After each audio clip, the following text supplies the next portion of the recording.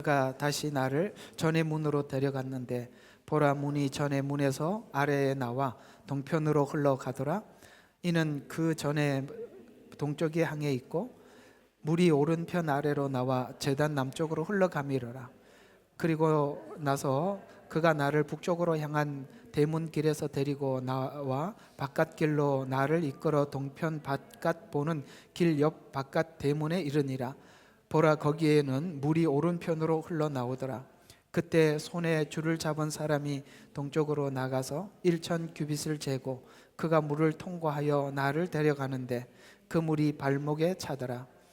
그가 다시 1천 규빗을 재고 물을 통과하여 나를 데려가니 그 물이 무릎에 차더라. 다시 그가 1천 규빗을 대고 나를 통과하여 데려가니 그 물이 허리에 차더라. 그 후에 그가 1천을 재니 그 물은 내가 건널 수 있는 강이 되었더라. 그 물이 불어나니 헤엄칠 물이요 건널 수 없는 강이더라. 아멘. 여기까지만 하겠습니다. 자, 오늘 에스겔서 47장까지 왔죠. 일단은 47장까지 오신 여러분들을 축하합니다. 여기까지 오기가 쉽지 않는 것이고, 또 이 47장은 46장까지 와야 47장이 뜻하는, 의미하는 바를 정확히 찾아낼 수 있는 장이기도 하죠.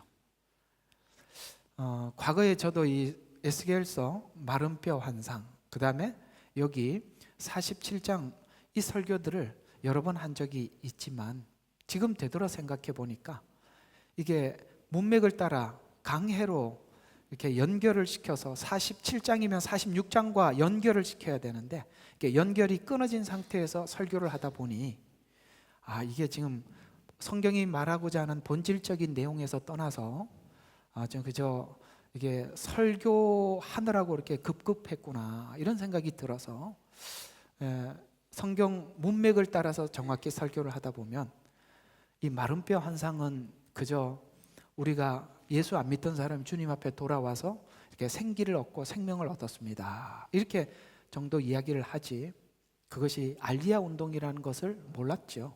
그러나 에스겔서를 따라서 보다 보면 그 예언이 바로 알리야 운동을 의미하는 것이고, 여기 47장에 있는 성전의 문은 지금까지 교회에서 흘러오는 복음, 말씀 이렇게 설명을 했는데 그게 아니라는 걸 알 수 있습니다. 참 지난날 그래서 이게 강해가 가져다 주는, 그래서 역시 이렇게 성경은 문맥을 따라서 설명을 해야 정확한 해석이 되는구나 라는 생각이 참 듭디다.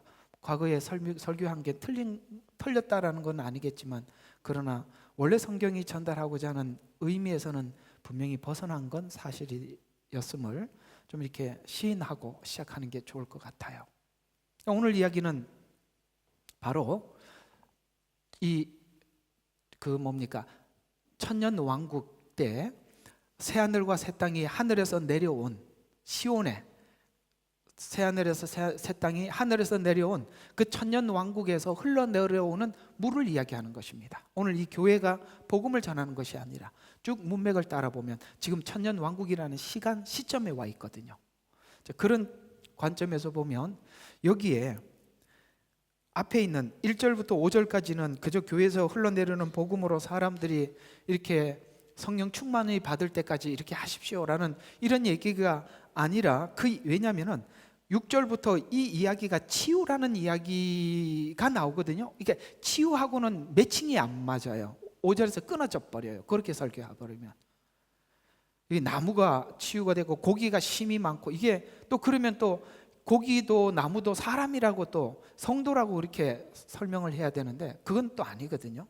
근데 쭉 에스겔서 전체를 보면은 이거는 천년 왕국 때 있을 일들을 말씀하는구나 이렇게 알게 되는 것입니다.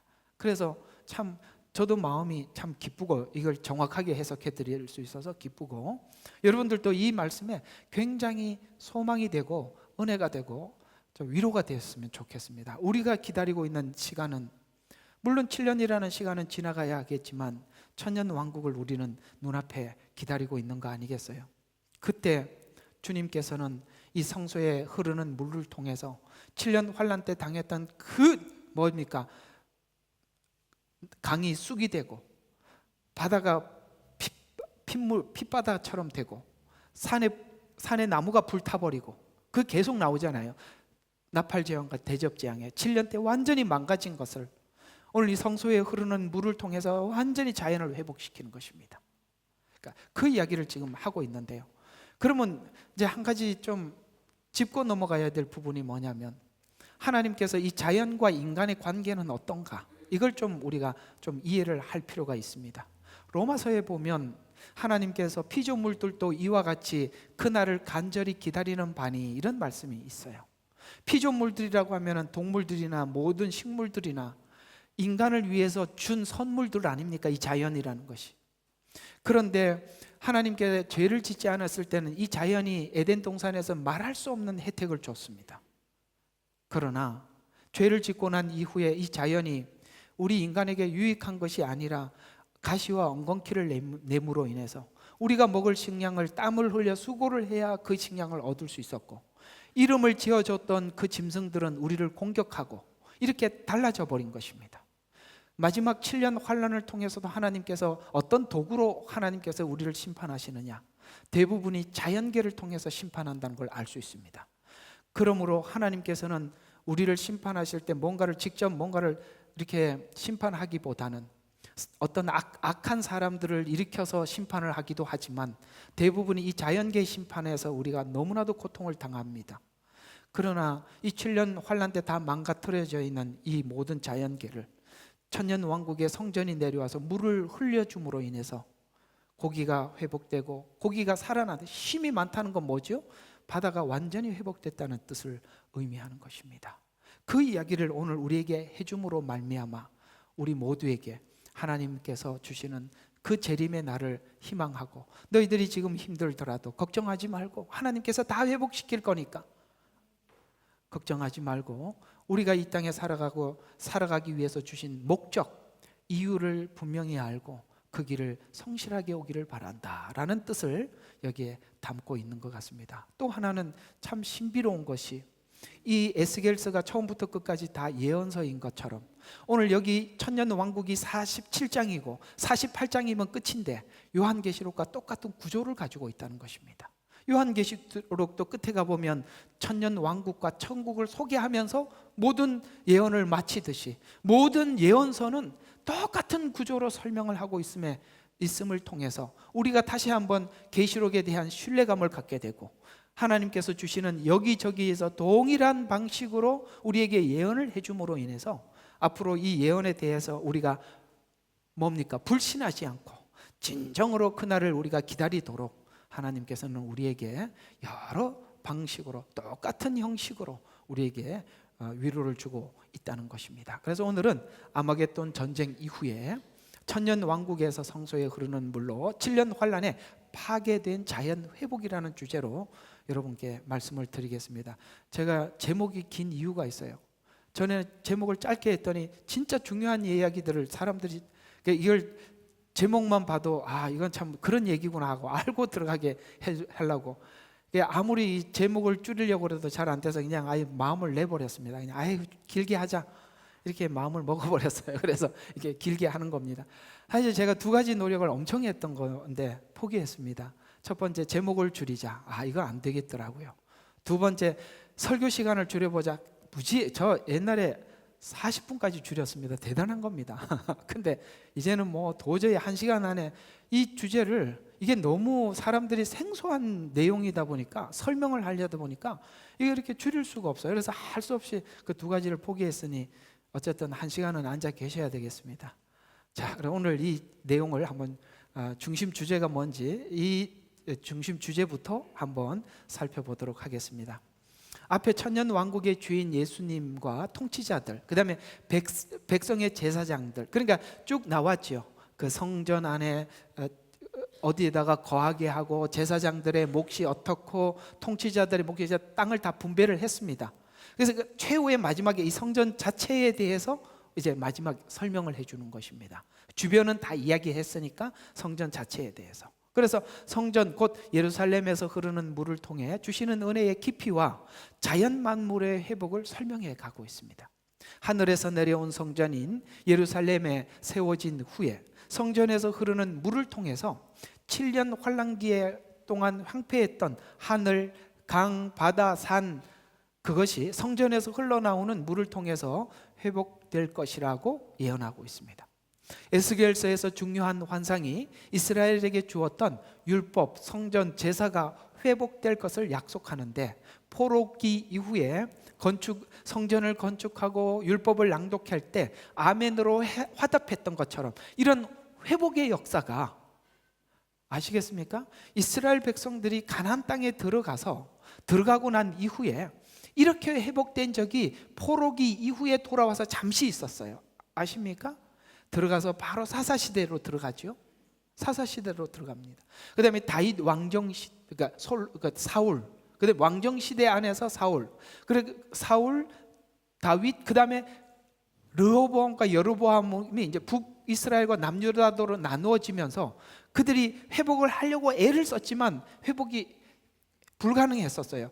잠시 선한 왕들이 나왔을 때 잠시 회복이 되었다가 또 망가지고, 이런 일들을 계속 반복하다가 사이클이 회복해서 회복으로 올라간 게 아니라 회복하다가 내려오고 회복하다 내려와서 나중에 꺼져버렸어요. 이 그래프 아시겠어요? 사람이 이런 그래프는 그릴 수는 있어요. 그러나 이걸 그리면서 올라가는 사람이 있고 이걸 그리면서 꺼져버리는 경우가 있단 말이에요. 근데 이스라엘은 두 번째 경우예요. 이렇게 망가진 경우죠. 그러나 이스라엘이 하나님을 참되게 섬기고 아멘으로 화답하면서 즐겁게 예배를 드렸던 그 시기는 느헤미야 때, 그죠? 에스라가 성경을 외칠 때 그들이 그렇게 말씀을 간절하게 받았던 적이 없었어요.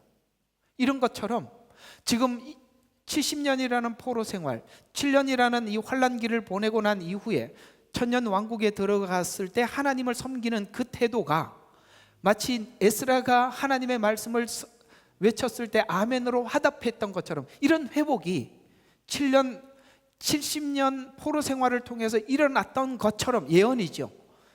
7년이라는 환란기를 통해서 회복될 것이라 성경은 이렇게 우리에게 말씀하고 있는 것입니다.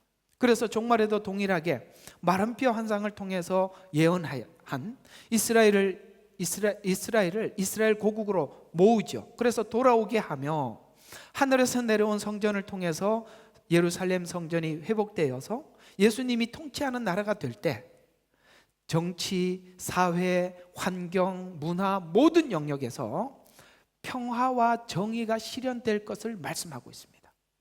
지금 사람들이 다들 평화, 정의 이런 것들을, 정치 이런 걸 외치지만 지금 우리가 외치는 좌든 우든 다 틀렸습니다. 그렇지 않아요. 원래 하나님께서 만드신 정치, 모든 문화 이런 회복들은 전반적으로 일어나는 것인데, 이 땅에 훌륭한 어떤 리더가 나타나서 그 나라를 통치한다 하더라도 정의와 공평과 정의가 이런 것들이 실현된 적이 없어요. 아무리 애를 써도 인간이 가지고 있는 그 악한 탐심, 이 악한 이 마음이 우리 속에 있는 한 우리는 사람은 평등하지 않아요. 그렇죠? 예를 들어서 내가 가장 리더에 있다고 가정합시다. 우리 아들이 누구하고 싸워서 저한테 재판을 받으러 왔어요. 제가 공정할 수 있겠습니까? 공정할 수 있겠어요? 인간은 공정할 수가 없어요. 그러나 주님이 공평하신 분이세요. 그리고 그 공평한 은혜를, 하나님의 그 은혜를 받은 자들이 통치를 합니다. 우리 계속 해왔던 거잖아요.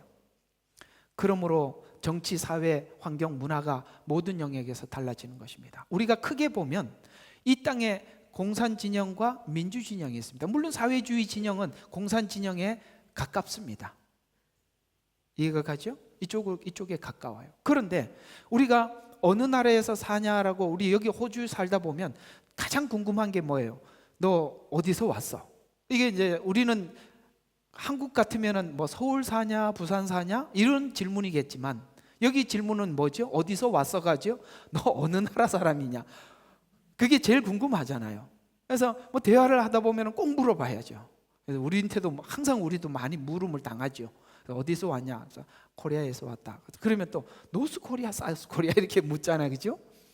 근데 여러분 그게 있잖아요. 우리가 사실 여기 살면서 그런 걸 많이 질문을 하면서 왜 질문을 합니까? 우리가 각 나라마다 성향이 다르더라는 거예요. 성향이 다르더라. 왜 사람들의 성향이 다를까요? 그 나라 정치가 그렇기 때문에 그렇습니다. 그 나라 문화가 그렇기 때문에 그럴 수밖에 없어요. 사실은 저는 한국이라는 이런 자유주의 아래서 살다가 사회주의 국가에 들어가서 살면서 너무나도 달라서 그걸 적응하는데 굉장히 힘들었어요.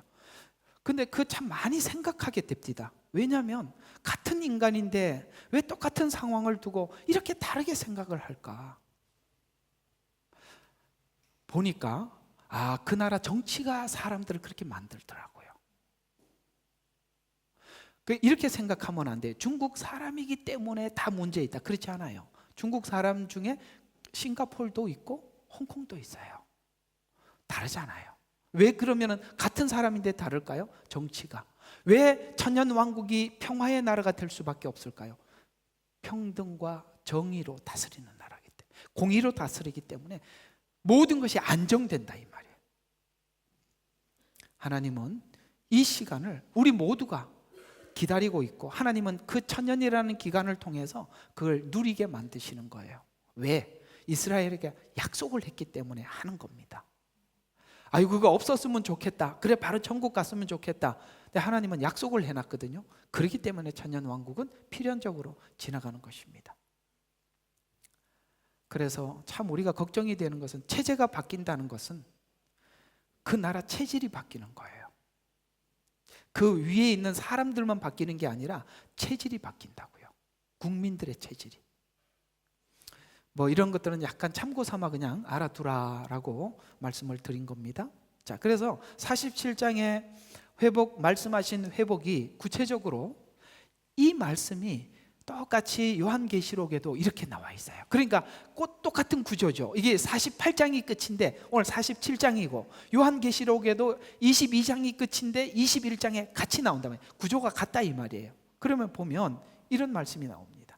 나 요한은 거룩한 도성 새 예루살렘이 하나님께로부터 하늘에서 내려오는 것을 보았는데, 지금 내려오는 걸 보고 있어요. 마치 신부가 자기 남편을 위해 단장한 것 같이 예비되었더라. 자, 이렇게 단장될 것이래요. 단장되는데 이렇게 단장된대요. 보좌에서 흘러나오는 맑은 물로, 오늘 여기 그대로 에스겔서에 갖다 붙이면 내려와서 보좌에서 흘러내려오는 맑은 물로, 여기도 요한계시록에도 이 말이 나온단 말이에요. 흘러내려오는 맑은 물로 22장 1절과 2절에 보니까 또 그가 나에게 하나님과 어린 양에서 보좌에서 흘러나오는 수정처럼 맑은 생명수의 정결한 강이 오늘 여기 소개되고 있는 거예요. 야, 너무 감격스럽지요. 야, 정말 하나님께서 이 일을 하나님이 이루시는구나. 그때 한번 생각해 보세요. 얼마나 기쁘겠어요. 그래서 어린 양의 보좌에서 흘러나는 수정처럼 맑은 생명수의 강을 보여주더라. 그 도성의 거리 한가운데는 그 강 양편에는 생명나무가 있어 12가시를 맺으며 달마다 과실을 내더라. 그리고 그 나무 잎사귀는 민족들을 치유하기 위한 것이더라 라고 말씀을 하시면서 하늘에서 내려온 천년왕국 성전에서 흐르는 물로 달마다 12가시를 맺히고 그 잎사귀는 만국을 치유하여 종들은 그를 섬기는 일이 있을 것이라고 말씀하고 있는 것입니다.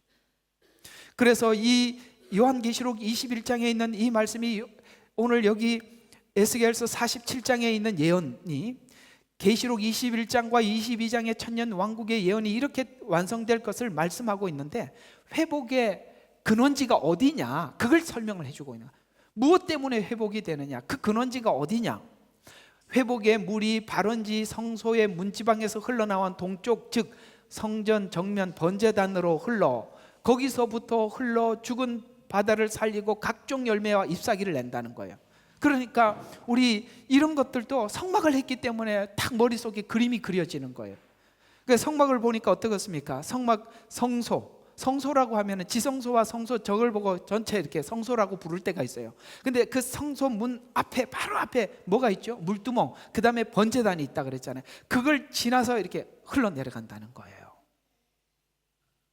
그건 전부 다 어디서 흐르는 물이냐? 하나님의 보좌에서 흘러내리는 물이라 이렇게 말씀하셔서 회복의 물이 바른지가 성소의 문지방에서 흘러나오는 동쪽, 즉 성전 정면 번제단, 이런 말은 없는데 성소라고 했는데 그 앞에 이게 있으니까, 그래서 흘러서 거기서부터 흘러 죽은 바다를 살리고 각종 열매와 잎사귀를 낸다라고 말씀하신 이 말씀을 우리가 그대로 뭘 생각하게 하느냐, 마치 에덴 동산에 있었던 오늘 동서남북으로 흐르는 강과 같이 거기도 동서남북에 강이 흘렀던, 그래서 에덴에서 4개의 강이 흘러서 각종한 풍성한 과실나무 곧 생명나무의 열매를 맺은 것을 연상하게 하잖아요. 그렇다면 천년 왕국은 에덴의 회복과 같은 이미지로 성경은 설명해가고 있다는 것이 신비로운 거죠. 그래서 생명나무 더하기 선악을 알게 하는 나무가 공존하는 에덴 동산과 생명나무와 하나님의 보좌가 있는 성전, 제가 항상 성경은 이 기준을 세워놓고 보라 그랬죠. 거기 있는 선악과가 사라지고 여기는 하나님의 보좌가 있는 것으로, 그 보좌가 그냥 있는 것이 아니라 그 보좌를 볼 때마다 그 은혜를 입은 사람들은 그 은혜를 생각하게 된단 말이에요. 그래서 하나님의 보좌가 있는 성전입니다. 그래서 이 미래에 있을 이 예언을 고백하면서 오늘 여기 에스겔서에는, 그 다음에 요한계시록에는 구체적으로 설명을 하고 있지만 소선지서나 다른 선지서는 하나님이 간간히 사람들에게 보여준 이 환상을 통해서 그들이 똑같은 저와 여러분이 읽고 있는 이 내용, 그 다음에 요한계시록에 있는 이 성전을 보면서 그들이 하나님 앞에 어떤 신앙 고백을 했는지, 과거에 하나님의 길을 갔던 선진들이 고백했던 신앙 고백과 저와 여러분의 신앙 고백이 같은지 한번 맞춰보라는 거예요.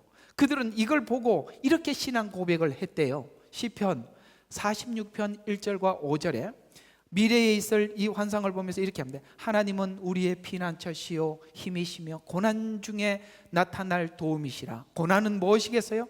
이 뒤를 보면은 이 7년이라는 걸 알 수 있습니다. 7년 환란이라는 걸 알 수 있어요. 왜냐하면 그러므로 땅이 없어지고 산들이 바다 가운데로 옮겨진다고 해도 우리가 두려워하지 아니하리니 바닷물이 노하고 요동할지라도 바닷물이 불어나서 산들이 흔들릴지라도, 이게 지금 7년 환란 때 있을 그 환란을 압축시켜 놓은 거란 말이에요. 그런데 이 환란에 하나님께서 이걸 지나서 뭐가 있다 그랬어요? 천년 왕국이 있다 그랬어요. 그러니까 그걸 보고 먼저 신앙 고백을 뭐라고 고백했어요? 하나님은 우리의 피난처시요 힘이고 고난 중에 나타나는 도움이라는 믿음을 가지고 이 환란을 맞이하더라. 놀랍지요? 그러면서 미래에 있을 우리가 두려워하지 아니하리라 셀라, 강이 있으니, 뭐냐면은 지금 보고 있는 이 환상을 또 보는 거예요. 그래서 강이 있으니 그 시내들이 하나님의 도성 곧 거룩히 높으신 분의 성막에서 성소를 기쁘게 할 것이라. 하나님이 그 가운데 계시니 그 도성이 흔들리지 아니하리라. 막 그냥 머리가 너무너무 은혜가 되잖아요. 이런 날이 온다 할지라도 주님이 이 최후는 이러할 것이다. 그러므로 나는 하나님만이 나의 피난처고 나의 힘이시고 도움이시라. 이렇게 신앙 고백을 했어요. 여러분, 우리가 하나님의 복음을 알고 우리 그리스도께서 주신 이 십자가 은혜 아래 살면 우리가 환란이 온다 할지라도 그 최후를 알기 때문에, 그 결과를 알고 가기 때문에 우리에게는 이것은 환란이 아니잖아요. 어차피 가는 과정에 있는 어떤 길이라고 생각할 뿐이지, 그것이 우리를 집어삼킬 수 없는 거예요.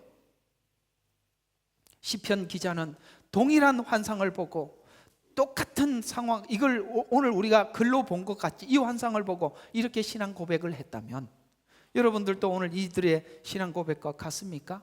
주님의 도성이 흔들리지 않는다는 걸 믿습니까? 성막이 성소를 기쁘게 한다는 것, 이걸 믿으셔야 되는 것입니다. 그래서 이 완성은 심판의 골짜기에서, 이 완성, 바로 이 도성이 자리를 잡고 주님의 그 성 안에서 우리가 보호받는 이 시간은 이 시간을 지나야만이 있다고 요엘서에서는 이렇게 설명을 하고 있어요. 이 완성은 심판의 골짜기에서 심판 이후에 올 것이라고 예언을 하고 있는데요, 요엘서 3장 12절과 16절에 보니까 이방이 여호사밧 골짜기로 올라오게 하라. 여호사밧 골짜기는 심판의 골짜기, 그 다음에 심판의 골짜기, 결단의 골짜기, 뭐 이렇게 부르기도 해요. 그게 마지막 때 아마겟돈 전쟁이 일어나는 그 지점을 여호사밧 골짜기 이렇게 표현하는 겁니다. 그래서 이방이 여호사밧 골짜기로 올라오게 하라. 아마겟돈 전쟁 때 올라오잖아요, 전쟁하러. 그 얘기예요. 그래서 이는 내가 여기서 이방을 심판할 것이라. 낯을 대라. 와, 요한계시록 14장 이야기를 하고 있는 거예요. 낯을 대라. 뭡니까? 왜요? 곡식을 추수하겠다는 거예요. 그러면서 곡식을 추수하고 또 뭘 한다? 너희는 와서 포도즙을 가득 차고 넘쳐나요. 14장에 보면 앞에는 곡식 추수가 있고 바로 연이어 뭐가 나옵니까? 포도송이 추수가 있어요. 이게 지금 여기 똑같이 나오는 거예요. 그래서 이 아마겟돈 전쟁을 하나님께서 딱 지정을 해놓고 결단의 골짜기에서 전쟁을 하자. 근데 여러분 아시다시피 요한계시록에는 두 번의 전쟁이 있어요. 하나는 유브라데 전쟁이 있고 아마겟돈 전쟁이 있어요. 그러나 구약의 이 선지자들은 이 시간에 대한 이해가 모호했어요. 특별히 얼마나 모호했냐면 초림과 재림도 모호했어요. 그러니까 7년에 있는 이 시간들을 정확히 나눌 수가 없었어요.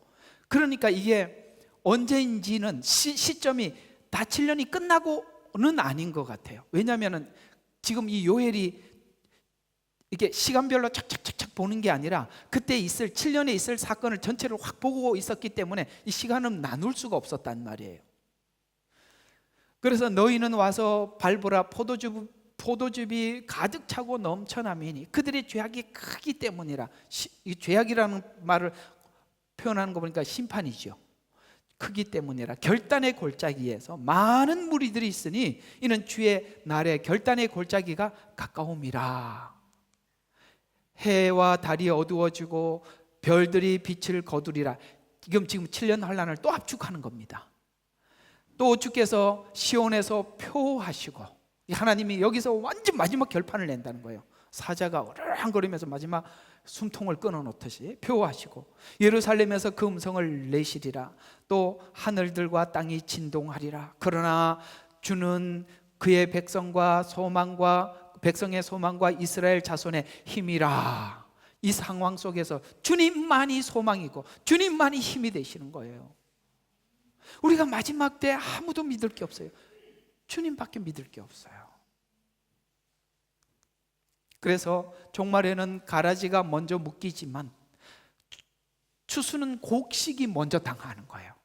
신기하죠? 그러니까 주님이 오시기 전에 가라지들이 먼저 설쳐.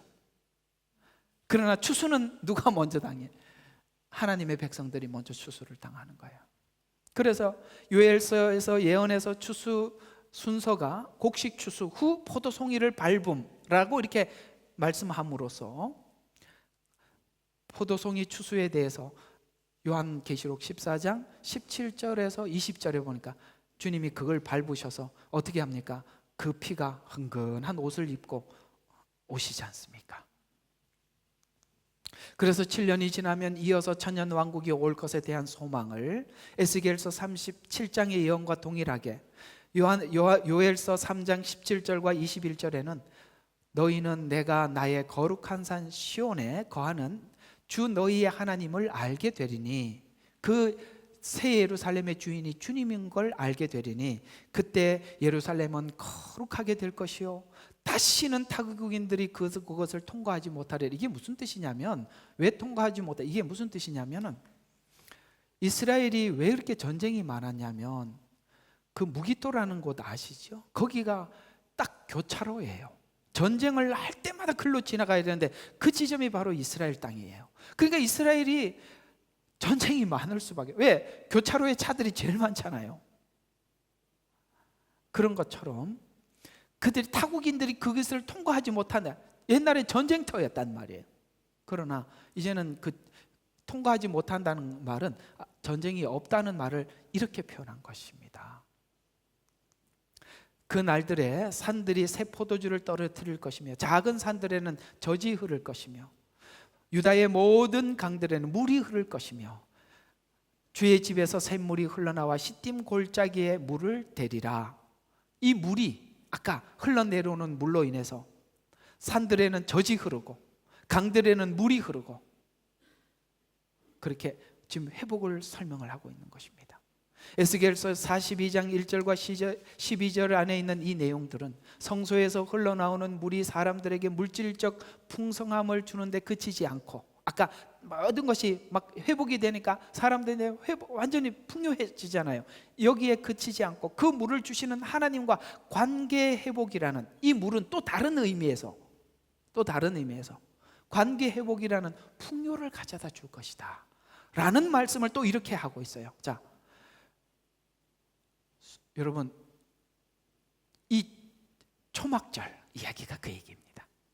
그러니까 초막절을 조금 설명을 해드리면 이스라엘 백성들이 마지막 절기가 초막절이거든요. 유무초오 나대초 초의 이 초막절입니다. 이 절기가 천년 왕국 절기예요. 근데 이스라엘 백성들이 이 초막절을 일주일 동안 지키는데 마지막 날 명절날 큰 날이라는 말이 초막절을 이야기하는 겁니다. 성경에 나와요. 예수님 그 복음서에 나와요. 그 마지막 날은 어떤 일을 하냐면 항아리 2개를 들고 와요. 그게 물의 날이거든요. 그 항아리 2개를 들고 와서 그 제사장이 동시에 부어. 그러면 이쪽 항아리와 이쪽 항아리에서 흘러내려오는 물이 쫙 성전으로 타고 들어가는. 근데 이게 부어. 이게 뭘 의미하냐면 이방인과 유대인의 하나됨을 이야기하는 거예요. 자기들은 이 일을 하고 있지만 이게 무슨 뜻인지 모르고 있는 거예요. 그래서 명절 가장 큰 마지막 날에 예수께서 이렇게 외쳤어요. 지금 예수님이 초막절에 외친 이야기예요. 누구든지 목마르거든 내게서 와서 마셔라. 나를 믿는 자는 성경에 이른 것 같이 그 배에서 생수의 강이 흐르리라. 아멘. 와. 여러분, 이 땅에 주님이 오셔서 주님이 오기 전에는 인간들이 전부 다 어두운 가운데 살았어요. 그걸 자꾸 죄로만 취급하지 말고 이 어둡다는 말의 뜻은 뭐냐면 인간이 인간의 실체를 몰랐단 말이에요. 어떤 측면에서 몰랐어요? 우리가 어디서 왔고 어디로 가고 있으며 최종 목적지가 어딘지 아무도 모르고 살았다니까요. 근데 성령님이 오셔서 우리로 하여금 성경을 열어주시고 말씀을 열어주시니 야, 죄가 뭔지 의가 뭔지 생명이 뭔지 구원이 뭔지 보이더라는 거예요. 그래서 누구든지 목마르거든 누가 온다? 목말라야 오는 거예요. 그러니까 구약은 목마르게 한 거예요. 신약은 물을 채워주는 사건이에요. 그러니까 우리가 목마름 없이 어떻게 채워지냐. 우리가 교회 안에서도 답답한 사람들이 있어요. 답답한 건 아직 목이 안 말라서 그런 거예요. 하나님이 더 목마르게 해야 오나 봐. 살만한 거죠? 살만한 거죠? 아닙니다. 목마르거든 하나님 목마르게 하시는 것입니다. 여러분, 거기 사마리아 여인 비유 맞나요? 예, 그게 그거잖아요. 물을 달라. 누가 물이다? 내가 물이다는 거예요. 생수의 강이라는. 그래서 그 배에서 솟아난다는 것은 내 중심에서 솟아나는 거예요. 밖에서 받아들이는 게 아니라 내 안에서 나오는 거예요. 왜 그 배 안에서 나오죠? 성령님이 우리에게 모든 걸 열어주시니까 충만해지는 것입니다. 그래서 그 배에서 생수의 강이 흐르리라 고하시니 이것이 주께서 자기를 믿는 사람들이 받게 될 성령을 말씀하신 것이라. 이는 예수께서 아직 영광을 받지 못했기 때문에 그들에게 아직 성령을 주지 않았어요. 그러나 조금 있으면 성령님이 오셔서 큰 만족함을 주실 것이다. 여기서 말하는 생수는 2가지 의미를 하는데 하나는 영광을 받지 못한 십자가의 대속 직전이고 대속 이후에 성령이 부어질 초림 이야기와 또 오늘 초막절, 오늘 여기 있는 이 초막절 천년 왕국에 들어가 성전에서 흘러내려오는 생수. 아멘. 그래서 우리를 회복시키고 그 안에 들어가서 회복을 누리게 하시는 하나님, 이렇게 설명을 들어가고 있는 것입니다. 이와 같이 47장에서 나오는 성전에서 흘러나오는 생수의 물은 성령을 부어주셔서 예수님을 영접하게 하고 영접한 자들에게 성령을 통해 하나님의 말씀을 풍족하게 하며 천년 왕국 때 성전에 흘러나오는 올 물을 말씀하시는 것입니다. 그래서 오늘 여기 보니까 발목에 잠기고 무릎에 잠기고 허리에 잠기고, 이 말은 이걸 그대로 하면 일천척을 청량한 즉 이를 말해 1.1kg, 치수로 보니까 이렇게 나와요. 그러니까 이게 이스라엘의 치수니까 잘 모르니까 우리 치수로 표현하면 1.1kg, 그 다음에 더 나가서 1천척 더 가면 1.6kg, 그 다음에 2.1kg에 이르면서 발목, 허리, 그 다음에 잠길 물이라고 소개하면서 이 모든 회복은 하나님의 임재에서 거기서 나오는 물로 회복될 것이라 라고 말씀하고 있습니다. 인간은 누구나 주님을 만나면 살아나요. 주님 못 만나면 죽는 거예요. 그래서 여러분들이 그걸 아셔야 돼요. 그러면은 팔짱 끼고 주님 찾아오세요 이래 갖고 만나는 게 아니에요. 목마른 사람이 찾아갈 수 있어야 돼요. 여러분이 하나님을 찾는 간절함 없이 하나님 너 당신 신앙 왜 그래? 아이고 하나님이 안 만나줘서 그렇지 뭐. 내가 생각해도 성질 난다니까. 이 말이 되는 거예요? 그래서 은혜는 여러분들이 정말 하나님 앞에 여러분들이 발부둥 치는 만큼 하나님 앞에 간절한 만큼 주시는 거예요.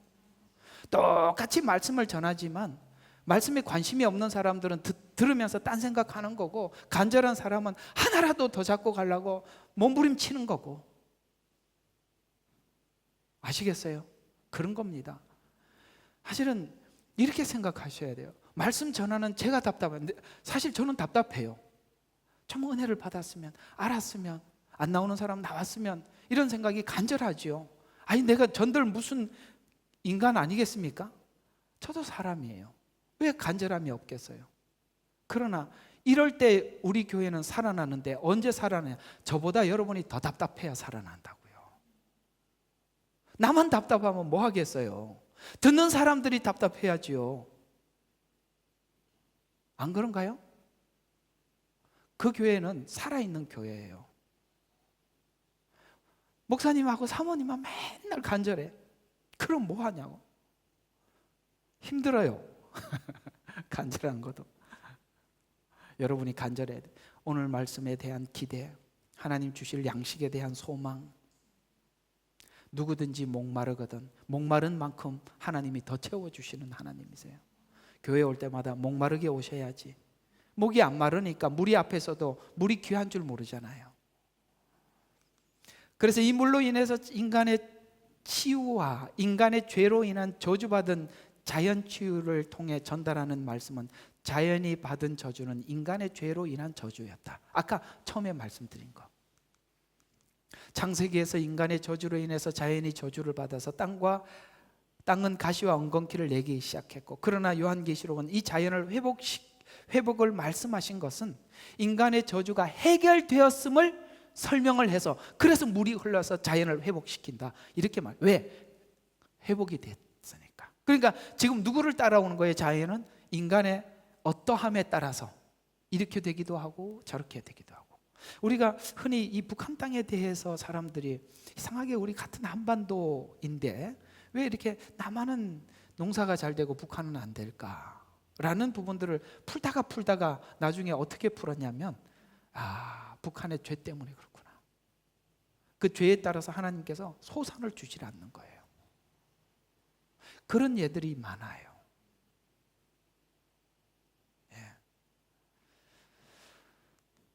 계시록에서 나타난 나팔 대접 재앙은 자연에게 재앙을 내려서 인간의 죄를 심판하며 자연 재앙으로 인해서 많은 사망이 있었음을 이 요한계시록에 있는 재앙을 통해서 예언하고 있어요. 자연을 통해 인간의 죄와 심판 그리고 회복을 전하는 것은, 인간이 하나님을 향해 있을 땐 자연이 인간에게 좋은 환경을 주지만 죄와 동행할 때 인간의 죄를 심판하는 표현으로 동원되고 있음을 말해주고 있는 것입니다.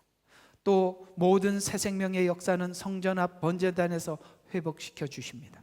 번제단은 회복을 시작하며 번제단 즉 십자가에서 흘린 보혈은 인간 회복, 자연 회복의 관계에서 회복까지 모든 것을 회복시켜 주시는 바로 은혜의 단인 것입니다. 물로 상징되는 성령의 오심은 인간 창조를 완전하게 하신 창조의 완성의 시작점입니다. 죄로 삐뚤어진 사고와 개념을 성령께서 죄와 의와 그리고 심판을 구분해 줌으로써 인간의 회복이 시작된 것입니다. 그전에는 뭐가 의인지 뭐가 죄인지 심판인지 아무것도 몰랐어요. 그래서 우리를 보고 너희가 지난날 어둠이었더니 이제는 빛 가운데 왔다, 이렇게 말씀하고 있습니다. 그래서 세상 사람들이 죄와 의와 심판을 정하는 것과 기독교인들이 정하는 것은 다른 건데, 희한한 게 뭐냐면 같은 기독교인인데도 죄와 의와 심판에 대한 기준이 다르게 말을 하는 거예요. 그게 배교요 변질입니다. 같아야죠. 우리는 같은 성경을 가지고 같이 말을 해야죠. 그걸 사단은 지우기 위해서 성경이 무슨 축자 영감이 아니네, 이 사람이 적은 거니까 이게 사람의 말이지 무슨 하나님의 말씀이네, 이렇게 해서 우리 하나님의 절대성을 무너뜨리니까 죄와 의와 심판이 세상 사람들과 다를 바 없이 됐다 이 말이에요. 몸은 교회를 다니는데 기독교인이 아닌 거예요. 약간의 강조점의 차이는 이해할 수 있어요. 성결교회는 성화를 중시 여긴 거 이해할 수 있어요. 그렇죠? 장로교회는 하나님의 말씀 그걸 중요시 이해할 수 있어요. 그거는 약간의 어떤 차이예요. 근본적인 본질적인 차이는 아니에요. 그러나 하나님 앞에 말씀 앞에서는 동일한, 나는 그 부분에 대해 동일한 어떤 뭡니까?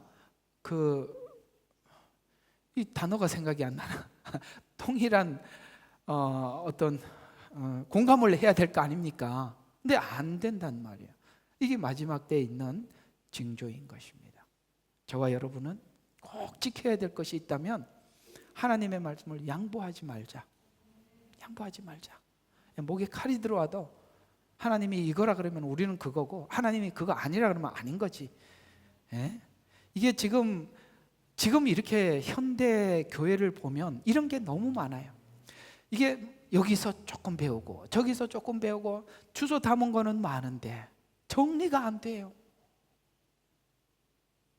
그래서 성경을 이야기하면 어느 정도는 맞는데 또 저 이야기에 넘어가면 또 달라. 그래서 내가 같은 사람을 본 적이 거의 없다니까요. 이상해졌어요.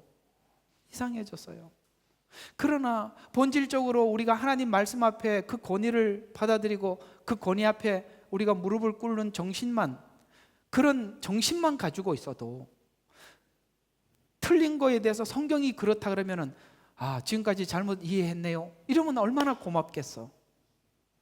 성경은 그렇게 말했지만 또 이렇게 얘기하네. 그래서 이런 말을 하지 말라고요. 성경에 그러나를 붙이지 말라고요. 왜 자꾸 그러나를 붙입니까? 그런데, 그러나 이런 말 쓰지 말라고요. 그렇더라. 그래서 성경은 이 말을 굉장히 싫어하는 거예요. 예 아니면 아니오예요. 무슨 그러나가 왜 그것도 따라 붙습니까? 하나님이 그렇더라 그러면 그런 거지. 그게 왜 그러나가고 왜 그런 데가 돼야 돼? 그 자기 변명하려고 그러나 그런 데 붙인 거 아니에요? 우리 그러나 그런 데 이런 거 쓰지 말자, 강력히 주장하는 바입니다. 그러나 그런 데는 없어요. 예 아니면 아니오지요.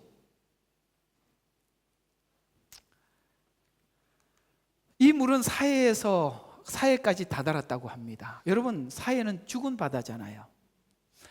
염도가 25%예요.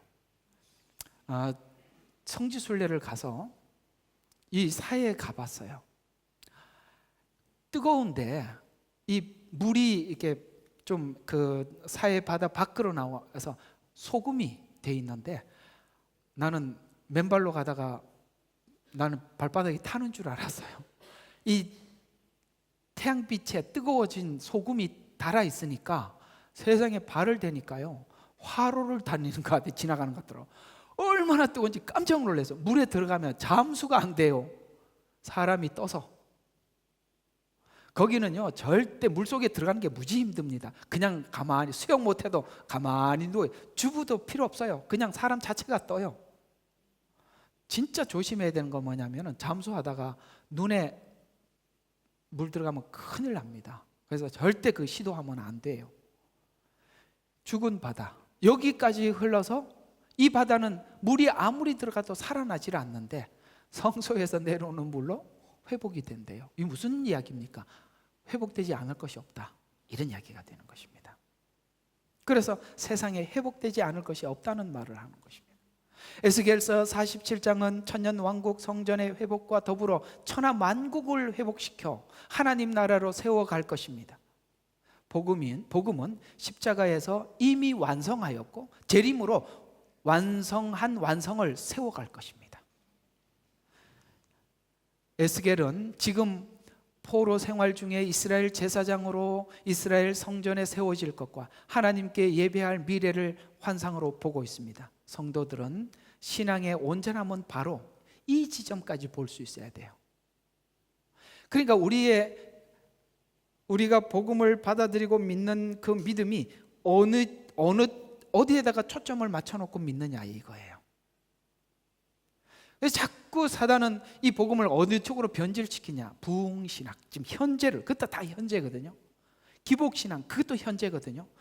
우리는 지금 이 지점을 보고 가야 되는데 지금 이 현실, 여기를 보게 만드는 거예요. 그러니까 여기를 못 보게 하는 거죠. 그러니까 예언서를 설명할 수가 없는 거예요. 이거는 예언서를 넘어가야 이 지점을 보는데 못 보는 거죠. 그래서 이 지점까지 볼 수 있을 때 볼 수 있고 믿을 때 그 믿음이 온전합니다. 성경은 성도의 구원을 이렇게 소개하고 있습니다. 에스겔의 처한 상황이 이 소망의 말씀을 하는 것입니다. 에스겔이 처해 있는 상황이 어떤 상황입니까? 포로로 잡혀 있어요. 희망이 없어요. 정말 이 시간을 보내야 되지만 이 시간 이후에, 이거는 정화의 시간이고 연단의 시간이고, 이게 끝나면 여기까지 갈 거예요. 이 지점을 봐야 이 시간을 보낼 수 있는 거예요. 이 시간을 왜 기복신앙을 구하느냐? 복을 받아서 축복 가운데 하나님이 건져달라는 거예요. 그런데 하나님은 지나가라고 하는데 건져달라고 하는 거예요. 그게 기복신앙이에요. 우리는 그걸 지나야 우리가 연단이 되고 정화가 되는 거예요. 근데 우리는 그걸 안 하려고 하죠. 그래서 여러분들이 뭘 받아들이냐면 사람들로부터 외면받는 거, 오해받는 거, 알아주지 않는 거, 하나님께서 우리에게 고난을 주시는 거 말없이 지나갈 수 있어야 돼요. 사실 저희들이 여러분들에게 진짜 개입을 많이 하고 싶지 않아요. 왜? 여러분 스스로 지나가야 되는 게 너무 많아요. 그걸 우리가 일일이 코칭을 하기 시작하면 사람을 의지한다고요. 그런데 저는 그렇게 생각해요. 저희 교회는 굳이 코칭이 필요 없는 교회예요. 왜? 얼마든지 말씀에서 여러분들 답을 분명히 드렸어요. 그걸 저희한테 와서 들어봐야 똑같은 말 또 반복할걸요? 할 얘기가 더 없다니까요. 견디셔야 돼요. 그리고 그 시간만큼 견뎌내셔야 합니다. 그래야 바뀝니다.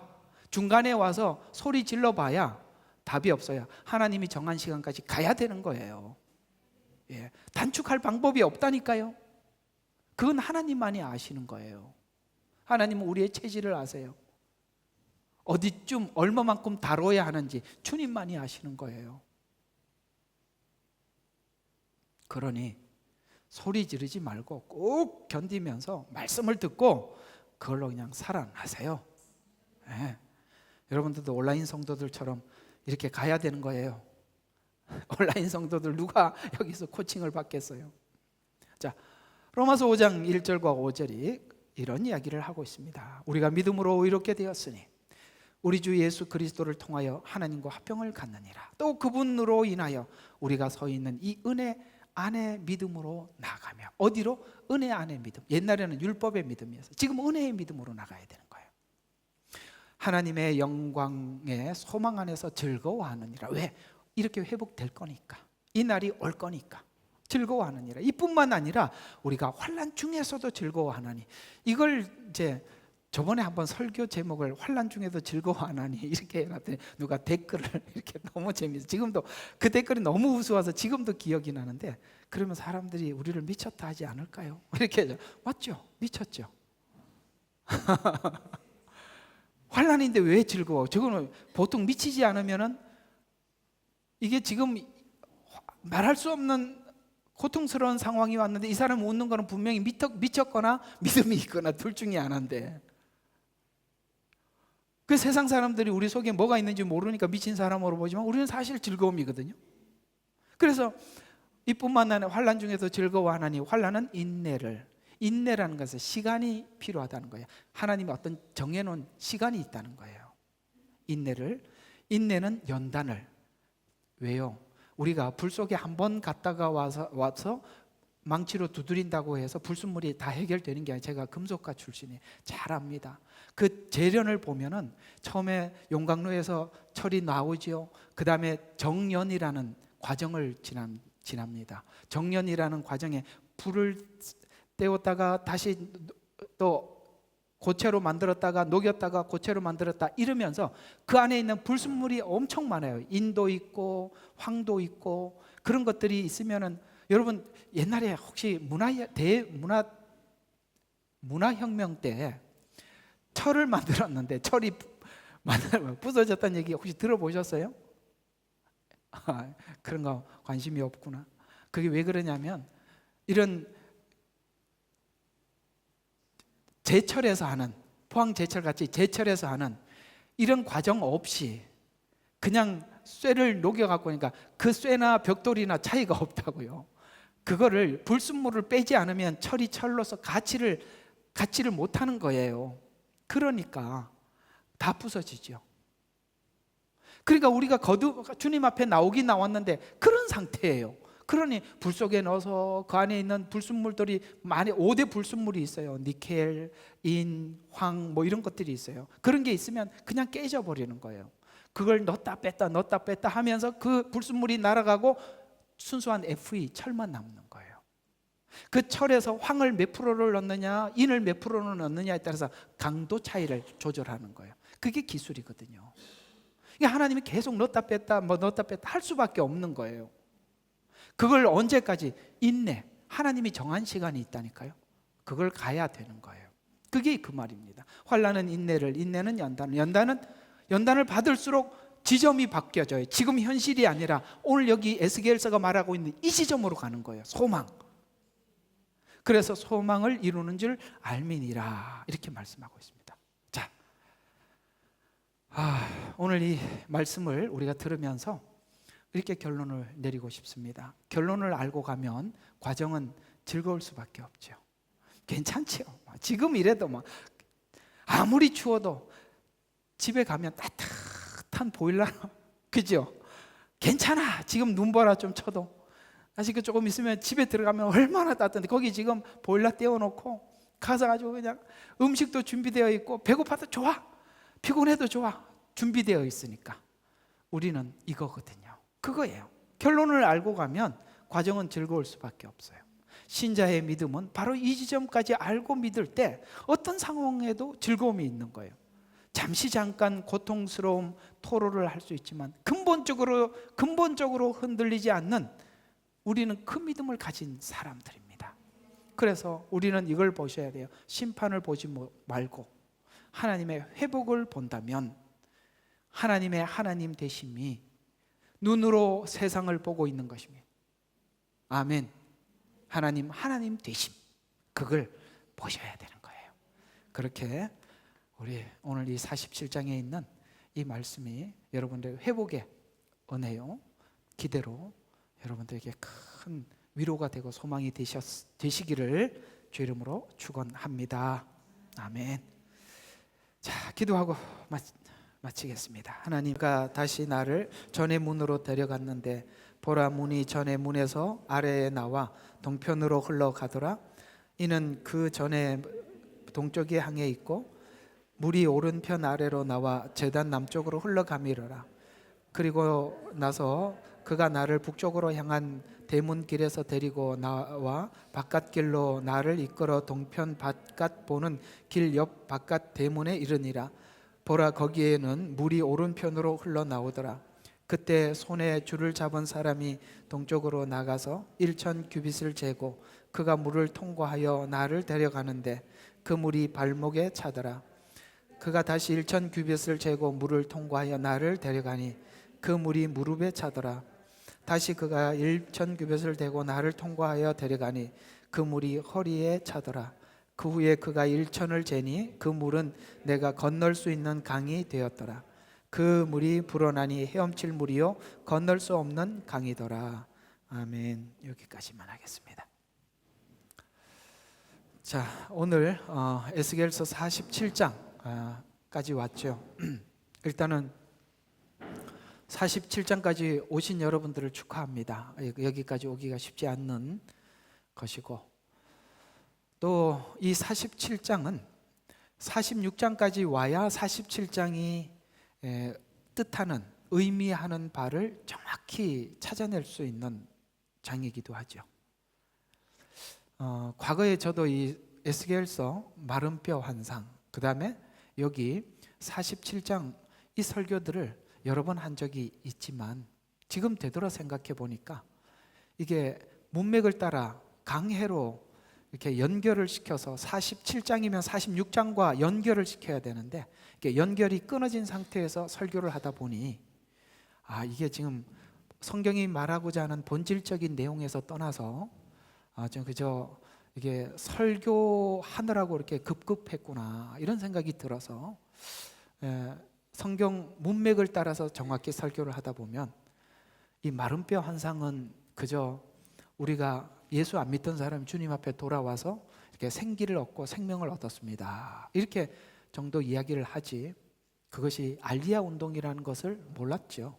그러나 에스겔서를 따라서 보다 보면 그 예언이 바로 알리야 운동을 의미하는 것이고, 여기 47장에 있는 성전의 문은 지금까지 교회에서 흘러오는 복음, 말씀, 이렇게 설명을 했는데 그게 아니라는 걸 알 수 있습니다. 참 지난날, 그래서 이게 강해가 가져다 주는, 그래서 역시 이렇게 성경은 문맥을 따라서 설명을 해야 정확한 해석이 되는구나 라는 생각이 참 듭디다. 과거에 설교한 게 틀렸다라는 건 아니겠지만, 그러나 원래 성경이 전달하고자 하는 의미에서는 분명히 벗어난 건 사실이었음을 좀 이렇게 시인하고 시작하는 게 좋을 것 같아요. 오늘 이야기는 바로 천년 왕국 때 새하늘과 새 땅이 하늘에서 내려온, 시온에 새하늘에서 새 땅이 하늘에서 내려온 그 천년 왕국에서 흘러내려오는 물을 이야기하는 것입니다. 오늘 이 교회가 복음을 전하는 것이 아니라 쭉 문맥을 따라 보면 지금 천년 왕국이라는 시점에 와 있거든요.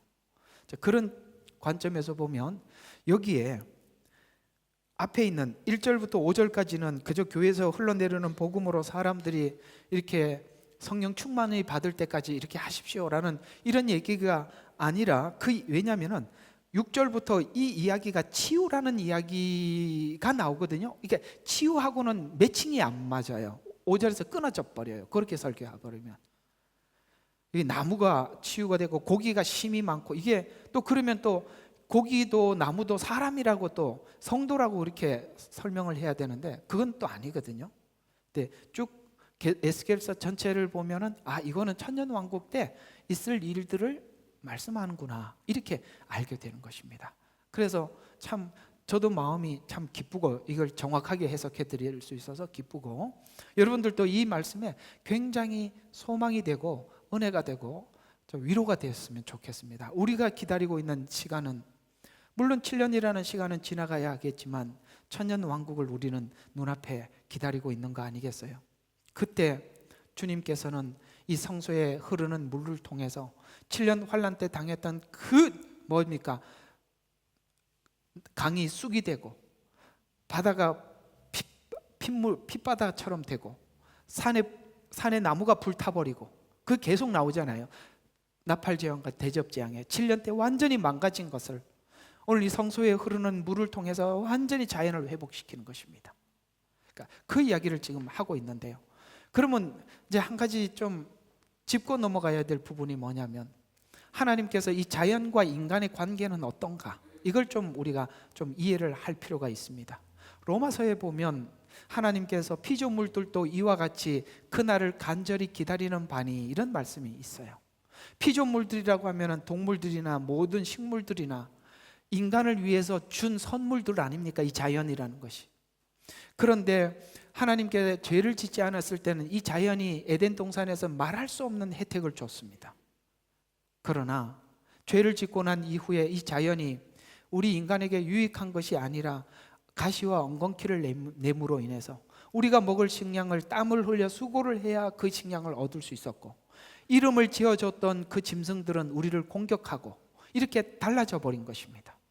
마지막 7년 환란을 통해서도 하나님께서 어떤 도구로 하나님께서 우리를 심판하시느냐, 대부분이 자연계를 통해서 심판한다는 걸 알 수 있습니다. 그러므로 하나님께서는 우리를 심판하실 때 직접 뭔가를 이렇게 심판하기보다는 어떤 악한 사람들을 일으켜서 심판을 하기도 하지만 대부분이 이 자연계 심판에서 우리가 너무나도 고통을 당합니다. 그러나 이 7년 환란 때 다 망가뜨려져 있는 이 모든 자연계를 천년 왕국의 성전이 내려와서 물을 흘려줌으로 인해서 고기가 회복되고, 고기가 살아나는 힘이 많다는 건 뭐죠? 바다가 완전히 회복됐다는 뜻을 의미하는 것입니다. 그 이야기를 오늘 우리에게 해줌으로 말미암아 우리 모두에게 하나님께서 주시는 그 재림의 날을 희망하고, 너희들이 지금 힘들더라도 걱정하지 말고 하나님께서 다 회복시킬 거니까 걱정하지 말고, 우리가 이 땅에 살아가기 위해서 주신 목적, 이유를 분명히 알고 그 길을 성실하게 오기를 바란다라는 뜻을 여기에 담고 있는 것 같습니다. 또 하나는 참 신비로운 것이, 이 에스겔서가 처음부터 끝까지 다 예언서인 것처럼 오늘 여기 천년 왕국이 47장이고 48장이면 끝인데 요한계시록과 똑같은 구조를 가지고 있다는 것입니다. 요한계시록도 끝에 가보면 천년 왕국과 천국을 소개하면서 모든 예언을 마치듯이 모든 예언서는 똑같은 구조로 설명을 하고 있음을 통해서 우리가 다시 한번 계시록에 대한 신뢰감을 갖게 되고, 하나님께서 주시는 여기저기에서 동일한 방식으로 우리에게 예언을 해줌으로 인해서 앞으로 이 예언에 대해서 우리가 불신하지 않고 진정으로 그날을 우리가 기다리도록 하나님께서는 우리에게 여러 방식으로 똑같은 형식으로 우리에게 위로를 주고 있다는 것입니다. 그래서 오늘은 아마겟돈 전쟁 이후에 천년 왕국에서 성소에 흐르는 물로 7년 환란에 파괴된 자연 회복이라는 주제로 여러분께 말씀을 드리겠습니다. 제가 제목이 긴 이유가 있어요. 전에 제목을 짧게 했더니 진짜 중요한 이야기들을 사람들이 이걸 제목만 봐도 이건 참 그런 얘기구나 하고 알고 들어가게 하려고, 아무리 이 제목을 줄이려고 해도 잘 안 돼서 그냥 아예 마음을 내버렸습니다. 그냥 길게 하자 이렇게 마음을 먹어버렸어요. 그래서 이렇게 길게 하는 겁니다. 사실 제가 두 가지 노력을 엄청 했던 건데 포기했습니다. 첫 번째, 제목을 줄이자. 이건 안 되겠더라고요. 두 번째, 설교 시간을 줄여보자. 저 옛날에 40분까지 줄였습니다. 대단한 겁니다. 근데 이제는 도저히 1시간 안에 이 주제를, 이게 너무 사람들이 생소한 내용이다 보니까 설명을 하려다 보니까 이게 이렇게 줄일 수가 없어요. 그래서 할 수 없이 그 두 가지를 포기했으니 어쨌든 1시간은 앉아 계셔야 되겠습니다. 자, 그럼 오늘 이 내용을 한번 중심 주제가 뭔지 이 중심 주제부터 한번 살펴보도록 하겠습니다. 앞에 천년 왕국의 주인 예수님과 통치자들, 그 다음에 백성의 제사장들, 그러니까 쭉 나왔죠. 그 성전 안에 어디에다가 거하게 하고 제사장들의 몫이 어떻고 통치자들의 몫이 땅을 다 분배를 했습니다. 그래서 그 최후의 마지막에 이 성전 자체에 대해서 이제 마지막 설명을 해주는 것입니다. 주변은 다 이야기했으니까 성전 자체에 대해서. 그래서 성전 곧 예루살렘에서 흐르는 물을 통해 주시는 은혜의 깊이와 자연 만물의 회복을 설명해 가고 있습니다.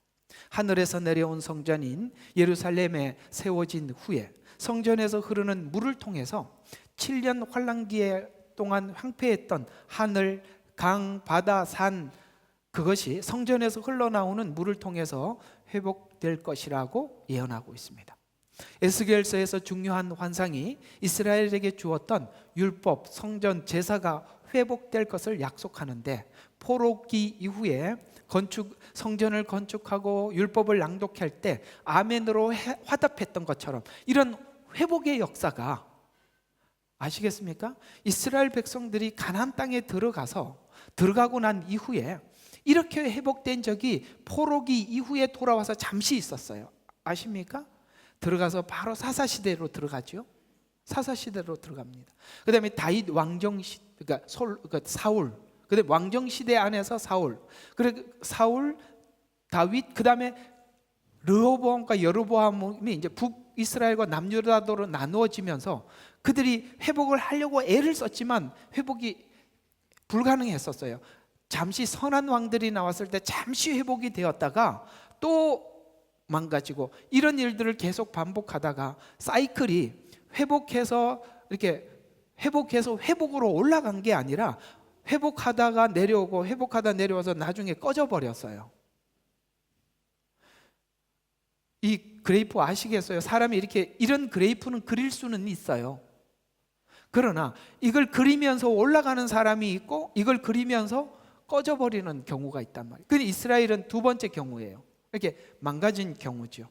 그러나 이스라엘이 하나님을 참되게 섬기고 아멘으로 화답하면서 즐겁게 예배를 드렸던 그 시기는 느헤미야 때, 그죠? 에스라가 성경을 외칠 때 그들이 그렇게 말씀을 간절하게 받았던 적이 없었어요.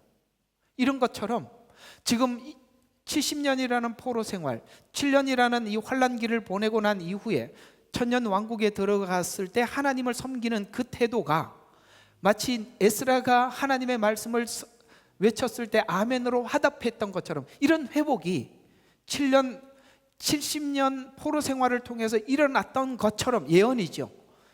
7년이라는 환난기를 통해서 회복될 것이라 성경은 이렇게 우리에게 말씀하고 있는 것입니다. 그래서 종말에도 동일하게 마른 뼈 환상을 통해서 예언한 이스라엘 고국으로 모으죠. 그래서 돌아오게 하며 하늘에서 내려온 성전을 통해서 예루살렘 성전이 회복되어서 예수님이 통치하는 나라가 될 때 정치, 사회, 환경, 문화 모든 영역에서 평화와 정의가 실현될 것을 말씀하고 있습니다. 지금 사람들이 다들 평화, 정의 이런 것들을, 정치 이런 걸 외치지만 지금 우리가 외치는 좌든 우든 다 틀렸습니다. 그렇지 않아요. 원래 하나님께서 만드신 정치, 모든 문화 이런 회복들은 전반적으로 일어나는 것인데, 이 땅에 훌륭한 어떤 리더가 나타나서 그 나라를 통치한다 하더라도 정의와 공평과 정의가 이런 것들이 실현된 적이 없어요. 아무리 애를 써도 인간이 가지고 있는 그 악한 탐심, 이 악한 이 마음이 우리 속에 있는 한 우리는 사람은 평등하지 않아요. 그렇죠? 예를 들어서 내가 가장 리더에 있다고 가정합시다. 우리 아들이 누구하고 싸워서 저한테 재판을 받으러 왔어요. 제가 공정할 수 있겠습니까? 공정할 수 있겠어요? 인간은 공정할 수가 없어요. 그러나 주님이 공평하신 분이세요. 그리고 그 공평한 은혜를, 하나님의 그 은혜를 받은 자들이 통치를 합니다. 우리 계속 해왔던 거잖아요. 그러므로 정치, 사회, 환경, 문화가 모든 영역에서 달라지는 것입니다. 우리가 크게 보면 이 땅에 공산 진영과 민주 진영이 있습니다. 물론 사회주의 진영은 공산 진영에 가깝습니다. 이해가 가죠? 이쪽에 가까워요. 그런데 우리가 어느 나라에서 사냐라고, 우리 여기 호주 살다 보면 가장 궁금한 게 뭐예요? 너 어디서 왔어? 이게 이제 우리는 한국 같으면은 뭐 서울 사냐, 부산 사냐 이런 질문이겠지만 여기 질문은 뭐죠? 어디서 왔어 가죠? 너 어느 나라 사람이냐? 그게 제일 궁금하잖아요. 그래서 뭐 대화를 하다 보면 꼭 물어봐야죠. 그래서 우리한테도 항상 우리도 많이 물음을 당하죠.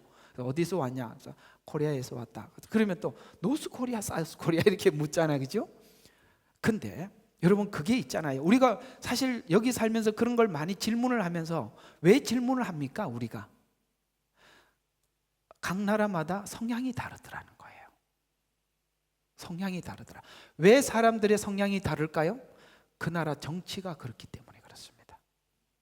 그 나라 문화가 그렇기 때문에 그럴 수밖에 없어요.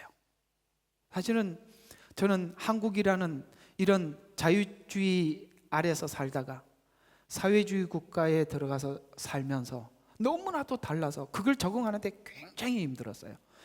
근데 그 참 많이 생각하게 됩니다. 왜냐하면 같은 인간인데 왜 똑같은 상황을 두고 이렇게 다르게 생각을 할까?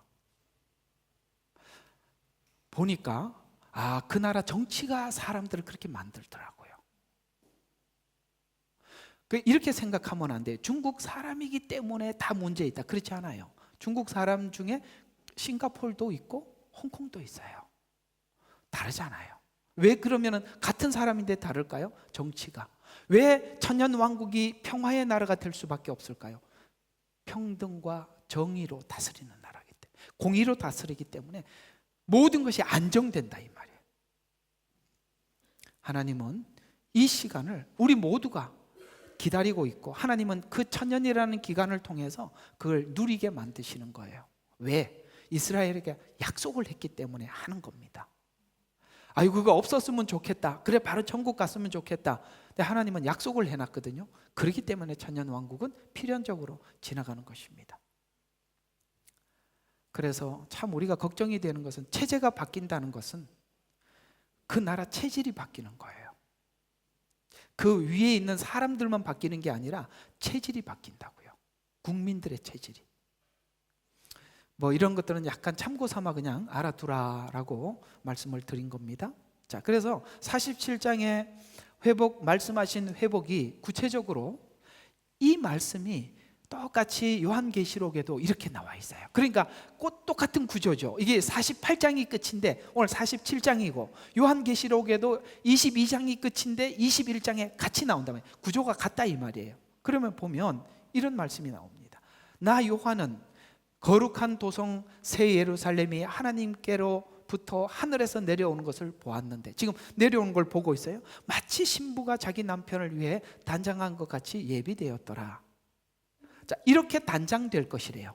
단장되는데 이렇게 단장된대요. 보좌에서 흘러나오는 맑은 물로, 오늘 여기 그대로 에스겔서에 갖다 붙이면 내려와서 보좌에서 흘러내려오는 맑은 물로, 여기도 요한계시록에도 이 말이 나온단 말이에요. 흘러내려오는 맑은 물로. 22장 1절과 2절에 보니까 또 그가 나에게 하나님과 어린 양에서 보좌에서 흘러나오는 수정처럼 맑은 생명수의 정결한 강이 오늘 여기 소개되고 있는 거예요. 야, 너무 감격스럽지요. 야, 정말 하나님께서 이 일을 하나님이 이루시는구나. 그때 한번 생각해 보세요. 얼마나 기쁘겠어요. 그래서 어린 양의 보좌에서 흘러나는 수정처럼 맑은 생명수의 강을 보여주더라. 그 도성의 거리 한가운데는 그 강 양편에는 생명나무가 있어 12가시를 맺으며 달마다 과실을 내더라. 그리고 그 나무 잎사귀는 민족들을 치유하기 위한 것이더라 라고 말씀을 하시면서, 하늘에서 내려온 천년왕국 성전에서 흐르는 물로 달마다 12가시를 맺히고 그 잎사귀는 만국을 치유하여 종들은 그를 섬기는 일이 있을 것이라고 말씀하고 있는 것입니다. 그래서 이 요한계시록 21장에 있는 이 말씀이 오늘 여기 에스겔서 47장에 있는 예언이, 계시록 21장과 22장의 천년왕국의 예언이 이렇게 완성될 것을 말씀하고 있는데, 회복의 근원지가 어디냐, 그걸 설명을 해주고 있는 거예요. 무엇 때문에 회복이 되느냐, 그 근원지가 어디냐. 회복의 물이 발원지 성소의 문지방에서 흘러나온 동쪽, 즉 성전 정면 번제단으로 흘러 거기서부터 흘러 죽은 바다를 살리고 각종 열매와 잎사귀를 낸다는 거예요. 그러니까 우리 이런 것들도 성막을 했기 때문에 딱 머릿속에 그림이 그려지는 거예요. 그러니까 성막을 보니까 어떻겠습니까? 성막, 성소라고 하면 지성소와 성소, 저걸 보고 전체 이렇게 성소라고 부를 때가 있어요. 근데 그 성소 문 앞에, 바로 앞에 뭐가 있죠? 물두멍, 그 다음에 번제단이 있다 그랬잖아요. 그걸 지나서 이렇게 흘러내려간다는 거예요. 그건 전부 다 어디서 흐르는 물이냐? 하나님의 보좌에서 흘러내리는 물이라 이렇게 말씀하셔서, 회복의 물이 발원지가 성소의 문지방에서 흘러나오는 동쪽, 즉 성전 정면 번제단, 이런 말은 없는데 성소라고 했는데 그 앞에 이게 있으니까, 그래서 흘러서 거기서부터 흘러 죽은 바다를 살리고 각종 열매와 잎사귀를 낸다라고 말씀하신 이 말씀을 우리가 그대로 뭘 생각하게 하느냐, 마치 에덴 동산에 있었던, 오늘 동서남북으로 흐르는 강과 같이 거기도 동서남북에 강이 흘렀던, 그래서 에덴에서 4개의 강이 흘러서 각종한 풍성한 과실나무, 곧 생명나무의 열매를 맺은 것을 연상하게 하잖아요. 그렇다면 천년왕국은 에덴의 회복과 같은 이미지로 성경은 설명해가고 있다는 것이 신비로운 거죠. 그래서 생명나무 더하기 선악을 알게 하는 나무가 공존하는 에덴 동산과 생명나무와 하나님의 보좌가 있는 성전, 제가 항상 성경은 기준을 세워놓고 보라 그랬죠. 거기 있는 선악과가 사라지고 여기는 하나님의 보좌가 있는 것으로, 그 보좌가 그냥 있는 것이 아니라 그 보좌를 볼 때마다 그 은혜를 입은 사람들은 그 은혜를 생각하게 된단 말이에요. 그래서 하나님의 보좌가 있는 성전입니다. 그래서 이 미래에 있을 이 예언을 고백하면서, 오늘 여기 에스겔서에는, 그 다음에 요한계시록에는 구체적으로 설명을 하고 있지만, 소선지서나 다른 선지서는 하나님이 간간히 사람들에게 보여준 이 환상을 통해서 그들이 똑같은 저와 여러분이 읽고 있는 이 내용, 그 다음에 요한계시록에 있는 이 성전을 보면서 그들이 하나님 앞에 어떤 신앙 고백을 했는지, 과거에 하나님의 길을 갔던 선진들이 고백했던 신앙 고백과 저와 여러분의 신앙 고백이 같은지 한번 맞춰보라는 거예요. 그들은 이걸 보고 이렇게 신앙 고백을 했대요. 시편 46편 1절과 5절에 미래에 있을 이 환상을 보면서 이렇게 합니다. 하나님은 우리의 피난처시요 힘이시며 고난 중에 나타날 도움이시라. 고난은 무엇이겠어요? 이 뒤를 보면은 이 7년이라는 걸 알 수 있습니다. 7년 환란이라는 걸 알 수 있어요. 왜냐하면 그러므로 땅이 없어지고 산들이 바다 가운데로 옮겨진다고 해도 우리가 두려워하지 아니하리니, 바닷물이 노하고 요동할지라도 바닷물이 불어나서 산들이 흔들릴지라도, 이게 지금 7년 환란 때 있을 그 환란을 압축시켜 놓은 거란 말이에요. 그런데 이 환란에 하나님께서 이걸 지나서 뭐가 있다 그랬어요? 천년 왕국이 있다 그랬어요. 그러니까 그걸 보고 먼저 신앙 고백을 뭐라고 고백했어요? 하나님은 우리의 피난처시요 힘이고 고난 중에 나타나는 도움이라는 믿음을 가지고 이 환란을 맞이하더라. 놀랍지요? 그러면서 미래에 있을 우리가 두려워하지 아니하리라 셀라, 강이 있으니, 뭐냐면은 지금 보고 있는 이 환상을 또 보는 거예요. 그래서 강이 있으니 그 시내들이 하나님의 도성, 곧 거룩히 높으신 분의 성막에서 성소를 기쁘게 할 것이라. 하나님이 그 가운데 계시니 그 도성이 흔들리지 아니하리라. 막 그냥 머리가 너무너무 은혜가 되잖아요. 이런 날이 온다 할지라도 주님이 이 최후는 이러할 것이다. 그러므로 나는 하나님만이 나의 피난처고 나의 힘이시고 도움이시라. 이렇게 신앙 고백을 했어요. 여러분, 우리가 하나님의 복음을 알고 우리 그리스도께서 주신 이 십자가 은혜 아래 살면, 우리가 환란이 온다 할지라도 그 최후를 알기 때문에, 그 결과를 알고 가기 때문에 우리에게는 이것은 환란이 아니잖아요. 어차피 가는 과정에 있는 어떤 길이라고 생각할 뿐이지, 그것이 우리를 집어삼킬 수 없는 거예요. 시편 기자는 동일한 환상을 보고 똑같은 상황, 이걸 오늘 우리가 글로 본 것 같이 이 환상을 보고 이렇게 신앙 고백을 했다면, 여러분들도 오늘 이들의 신앙 고백과 같습니까? 주님의 도성이 흔들리지 않는다는 걸 믿습니까? 성막이 성소를 기쁘게 한다는 것, 이걸 믿으셔야 되는 것입니다. 그래서 이 완성은 심판의 골짜기에서, 이 완성, 바로 이 도성이 자리를 잡고 주님의 그 성 안에서 우리가 보호받는 이 시간을 지나야만이 있다고 요엘서에서는 이렇게 설명을 하고 있어요. 이 완성은 심판의 골짜기에서 심판 이후에 올 것이라고 예언을 하고 있는데요, 요엘서 3장 12절과 16절에 보니까 이방이 여호사밧 골짜기로 올라오게 하라. 여호사밧 골짜기는 심판의 골짜기, 그 다음에 심판의 골짜기, 결단의 골짜기, 뭐 이렇게 부르기도 해요. 그게 마지막 때 아마겟돈 전쟁이 일어나는 그 지점을 여호사밧 골짜기, 이렇게 표현하는 겁니다. 그래서 이방이 여호사밧 골짜기로 올라오게 하라. 아마겟돈 전쟁 때 올라오잖아요. 전쟁하러. 그 얘기예요. 그래서 이는 내가 여기서 이방을 심판할 것이라. 낫을 대라. 와, 요한계시록 14장 이야기를 하고 있는 거예요. 낫을 대라. 뭡니까? 왜요? 곡식을 추수하겠다는 거예요. 그러면서 곡식을 추수하고 또 뭘 한다?